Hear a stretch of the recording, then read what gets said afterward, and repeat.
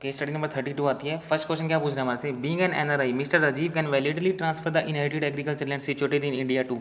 अब अगर आप एनआरआई हो और आपके पास कोई इनहेरिटेड एग्रीकल्चर लैंड है, आपके पास इनहेरिटेड लैंड है जो आपको बड़ों से मिली है, अब उस प्रॉपर्टी को आप बेच सकते हो, बिल्कुल बेच सकता हूँ, बल्कि मेरे को तो रिपेट्रिएशन भी अलाउड होता है। ठीक है, अब मैं एग्रीकल्चर बेचना चाहता हूँ, तो ना हमारे इंडिया में रूल्स है, इंडिया वाले ये चाहते हैं, हमारी गवर्नमेंट ये चाहती है कि हमारी ना एग्रीकल्चर प्रॉपर्टी किसी और के हाथ में नहीं जानी चाहिए, फॉरेन वाले के हाथ में नहीं जानी चाहिए। अब बेच सकते हैं, मैं तेरे को बेचने से मना नहीं कर रहा, तू एनआरआई है, तेरे को पैसों की जरूरत है, तू अपनी प्रॉपर्टी बेच दे, हम तेरे को मना नहीं कर रहे बेचने में, लेकिन तू ना इंडिया में किसी बंदे को बेच के जा। ठीक है, मैं नहीं चाहती, गवर्नमेंट कह रही है, मैं नहीं चाहती ये कि एग्रीकल्चर लैंड के ऊपर हक किसी फॉरेन पर्सन का आए। ठीक है, तो हम किसको बेच सकते हैं, पर्सन रेजिडेंट इन इंडिया, हमारा आंसर पहला मैच हो गया। ठीक है, आप सिर्फ इंडिया के बंदे को ही बेचोगे। Examine in the light of the given fact whether the Mr. Raju can transfer fund under liberalized remittance scheme to his godson, brother's wife and sister husband. Examine in the light of the given fact Mr. Raju can transfer fund under the liberalized remittance scheme to his grandson, brother's wife, sister husband. आपके पास जो liberalise की scheme होती है उसके अंदर आप $2.5 लाख आप बाहर लेके जा सकते हो, रेमिट कर सकते हो। तो वो कहता है मैं तो ग्रैंडसन को, ब्रदर्स वाइफ को, सिस्टर हस्बैंड को दे दूँ, अपनी लिमिट नहीं दे सकता। Can not transfer to any other person, नहीं कर सकता। What are the condition subject to which लोएना can acquire residential property in the India. आप इंडिया के अंदर प्रॉपर्टी खरीदना चाहते हो और मिस्टर जो एल है इसके अंदर, वो एल है नॉन रेजिडेंट है। ठीक है, नॉन रेजिडेंट है, वो इंडिया के अंदर प्रॉपर्टी खरीदना चाहते हैं, तो कैसे खरीदें। For transfer should be made from inward remittance of fund received in India from any place outside India. ठीक है, ये बात ठीक है तेरी। Marriage should has been registered, marriage registered होनी चाहिए। ठीक है, the marriage should have subsisted for a continuous period not less than 2 years, ये बात भी तेरी सही है। The property should be bought jointly with mister Rajiv, तुझे अपने हस्बैंड के साथ खरीदनी होगी। चारों बातें ठीक हैं, आंसर हमारा हो गया सी। ये कंडीशंस होती हैं, अगर आप नॉन रेजिडेंट हो, आपकी शादी हो गई है, तो आपको इंडिया के अंदर प्रॉपर्टी कैसे खरीदनी होती है, ये जॉइंटी वाला सीधा प्रोविजन अपने ऊपर वही लग जाएगा, चारों कंडीशन अपनी सेटिस्फाइड होगी। Usage of international credit card, अब आपको इंटरनेशनल क्रेडिट कार्ड यूज़ करना है। मिसिस अलका के बच्चे को, Mrs Alka sun for meeting expenses while a visit to south Africa. Mrs Alka थी, उसका एक बच्चा था, वो बाहर खर्चे करना चाहता था साउथ अफ्रीका के अंदर, वहाँ पे उसने विजिट करी थी, तो उसके बाद इंटरनेशनल क्रेडिट कार्ड था। तो इंटरनेशनल क्रेडिट कार्ड से जब भी आपको कोई पेमेंट करनी हो तो बिना किसी अप्रूवल पे आप कर सकते हो, ये अलाउड है आपको। आपको पेमेंट करनी क्रेडिट कार्ड से ही है। ठीक है, तो आप क्रेडिट कार्ड यूज़ कर रहे हो, हमारे को कोई दिक्कत नहीं है इसमें, does not require any approval. बस एक बात मैं इसके अंदर आपको और ऐड करूँगा, अप्रूवल की जरूरत तो नहीं है, लेकिन आप इंटरनेशनल क्रेडिट कार्ड से ना कोई ऐसी ट्रांजेक्शन मत कर देना जो ऑलरेडी प्रोहिबिटेड हो। जैसे मान लो आपने इंटरनेशनल क्रेडिट कार्ड से आपने लॉटरी की टिकट खरीद ली है, वहाँ गड़बड़ हो जाएगी। तो ऐसा क्वेश्चन भी इंस्टीट्यूट पूछ चुका है, तभी मैंने यहाँ पे आपको एक पॉइंट ऐड कर दिया। इंटरनेशनल क्रेडिट कार्ड यूज़ कर सकते हो, हम आपको नहीं मना कर रहे, कोई अप्रूवल की जरूरत नहीं है, लेकिन उससे प्रोहिबिटेड एक्टिविटी मत करना, फिर अलाउड नहीं होगा आपको। Can Mrs Alka son utilise the assets to be inherited by him abroad, चलो चेक करते हैं इसको क्या क्या मिला है। अलका के बच्चे को, ये रहा, अलका के बच्चे को who stayed in India visit south Africa 6 मई 2019, 15 दिन के लिए गया था ट्रिप पे, and with his cousin Rajiv and family. Here carried with हम इंटरनेशनल क्रेडिट कार्ड, तो उसने खर्चे करे होंगे वहाँ पे। मिसिस अलका सन शैल इनहेरिट मदर एसेट, ये बात, मिसिस अलका सन शैल इनहेरिटेड हिज मदर एसेट इन south Africa after his death, उसकी मम्मी की डेथ होगी, तो उसके पास जो प्रॉपर्टीज थी, 2 बैंक अकाउंट थे, वो उसके पास आ गए, सारा बैलेंस आ गया। और गूगल इनकॉर्पोरेशन इसको $15,000 मिले हैं, जहाँ पर वो काम करती थी उसकी मम्मी। ठीक है, आप कर सकते हो, कोई दिक्कत नहीं है, आप इनहेरिट कर सकते हो वो पैसा, वहाँ पर यूटिलाइज भी कर सकते हो आप। माँ का पैसा था, बच्चे को मिल गया, कोई दिक्कत नहीं है। क्या क्या कहता है, Mrs Alka son can only utilise the fund lying in mister Alka bank account, दोनों ही कर सकता है वो, सिर्फ ये थोड़ी है। सेकंड पॉइंट में कहता है सिर्फ गूगल इनकॉर्पोरेशन वाला कर सकता है, नहीं नहीं, दोनों करेगा। Mrs Alka son shall require approval, approval तो जरूरत ही नहीं है। Mrs Alka son can inherit both the assets of her mother can utilise the same approval, बिल्कुल बिल्कुल आंसर डी, कोई अप्रूवल की जरूरत नहीं है, आप अपना पैसा लगाएं बाहर, वो पैसा यहाँ पे लेके आना चाहते हो ना, फिर आपको अप्रूवल लगेगी, अदरवाइज नहीं। The initiating officer issue notice, initiating officer है ना, इसको नोटिस इशू कर रहा है बाबू भाई को, और शोकस नोटिस इशू कर दिया कि गुजरात के अंदर कोई प्रॉपर्टी थी, तो इनिशिएटिंग ऑफिसर होते हैं वो आपको भेज देता है यार, शोकस नोटिस दे देता है, कहता है बता मैं तेरी प्रॉपर्टी को बनामी एक्ट क्यों ना मानूँ। चलो ठीक है, भेज दिया। तो however copy of notice was not issue to mister Rajiv as is identity was not known, वहाँ पे एक प्रोविजन है कि अगर आप किसी की आइडेंटिटी नोन हो जाती है तो बेनामीदार के साथ साथ बेनिफिशियल ओनर को भी भेज सकते हो, बट यहाँ पे तो अपने को पता ही नहीं चल रहा, आइडेंटिटी पता ही नहीं चल रही, तो इसको नोटिस नहीं भेजा, यहाँ पे इसने कोई गड़बड़ नहीं करी। ठीक है, 1 जुलाई 2020 को initiating officer pass and order provisional attach the property.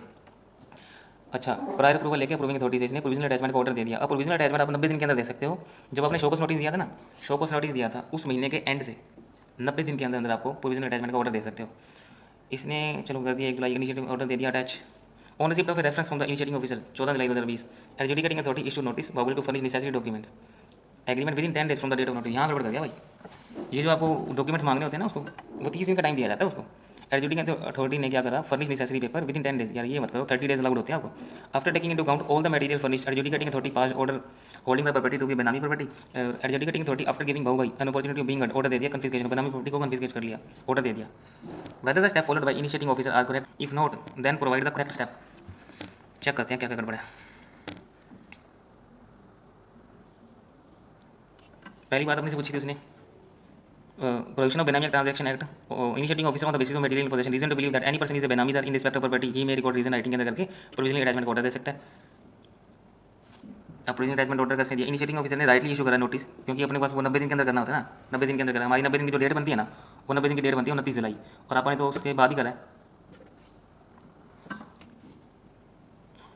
तो हमने तो विद इन द टाइम ही कर दिया था, 90 दिन के अंदर ही कर दिया था. Provisional attachment shall be done at any time, but provisional attachment shall be effected till 90 days from the last date of month in which notice issued.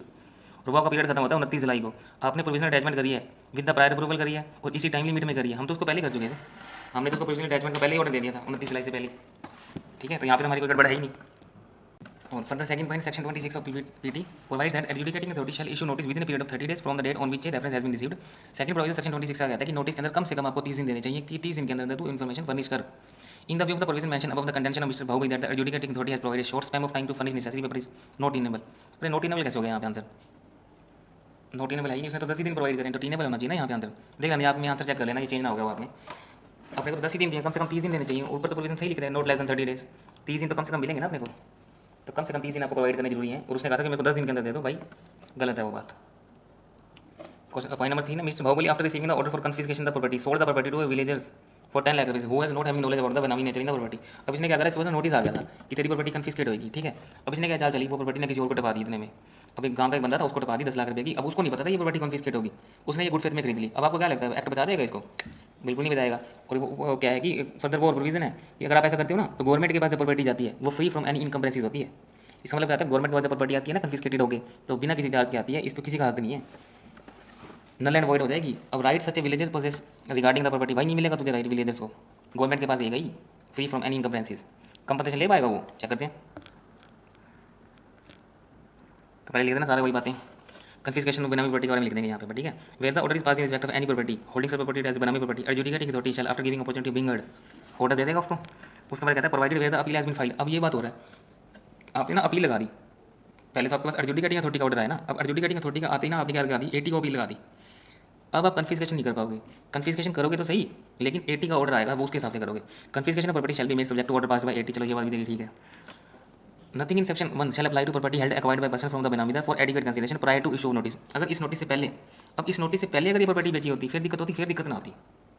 मैंने आपको कन्फिस्केशन ऑफ प्रॉपर्टी का ऑर्डर नहीं दिया, उससे पहले आपने प्रॉपर्टी बेच दी, good faith में बेच दी, अब तो तेरी है. कन्फिस्केशन के बाद तूने प्रॉपर्टी बेच दी, अब गवर्नमेंट के पास फ्री फ्रॉम एनी इनकम्प्रेंसीज आएगी. Where the order of confiscation has been made, all right title in the property vest absolutely in the central government free from all encumbrances. No compensation shall be payable in respect of such confiscation. Any right of any third person created in such property with a view to defeat the provision with the defeat the purpose of this act null and void मान लिया जाएगा. where no order of confiscation made upon the proceeding under this act at any finality no claim shall be lie against the government.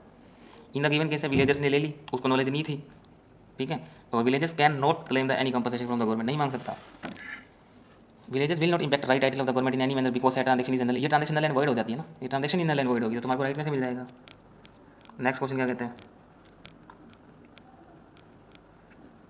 What are the formalities Mr. Raju would have to follow for remitting the funds through liberalized remittance scheme?